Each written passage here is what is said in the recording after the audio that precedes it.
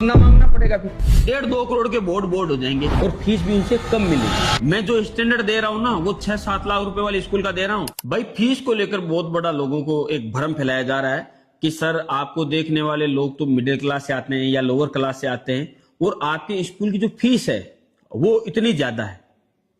Fees school इस हिसाब से नहीं बनती है कि मैं लोअर क्लास को यहां दूं या मिडिल क्लास को दूं, ऐसा नहीं है। स्कूल का अपना एक स्टैंडर्ड होता है कि मुझे ऐसी स्कूल चलानी है और उसके लिए प्रत्येक बच्चों से मुझे कितनी फीस चाहिए, ठीक है, इस पे ज्यादा डिपेंड करती है। हमारे जितने भी जो क्लासरूम है वो सारे साउंड प्रूफ है, सभी में सेफ्टी ग्रिलें लगी हुई है। उसके कुछ वीडियो आपने देखे भी होंगे। हर एक क्लासरूम में एसी है। क्लासरूम की मैंने स्ट्रेंथ आपको पहले ही बताई है कि 40 बच्चों से ज्यादा नहीं होगी। तो जब इस प्रकार के नियम चलेंगे तो उसकी एक अपनी कॉस्ट आएगी। अगर एसी चलेगी तो उसका बिल आएगा।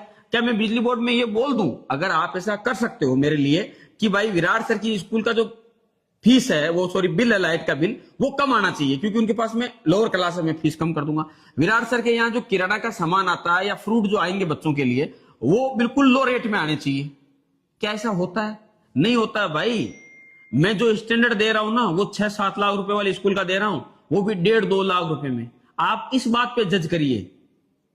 हमारी स्कूल आपने देखी है, किस लेवल पर हमने स्कूल खड़ी की है, ठीक है। तो उस स्कूल में हम मुझे कैसी एजुकेशन देनी है उसके लिए मैंने ये बोला है कि मिनिमम जो मुझे कम से कम कॉस्ट चाहिए उसके आधार पर मैं बहुत अच्छी, जैसे डिजिटल बोर्ड है, एक बोर्ड 3 लाख रुपए के आसपास का है, तो यहां मैंने 2 बोर्ड नहीं लगाए हैं, कम से कम 40 रूमों में बोर्ड लगेंगे तो 1.5-2 करोड़ के बोर्ड हो जाएंगे। फिर उनका लाइट बिल, उनका खर्चा, उतना ही स्टाफ चाहिए। मैंने बोला जैसे कि हमारी हर एक क्लास में 2-2 टीचर रहेंगे तो उनकी कितनी कॉस्ट है। तो या तो मैं एजुकेशन बेटर कर सकता हूं या फीस बिल्कुल लो कर सकता हूं।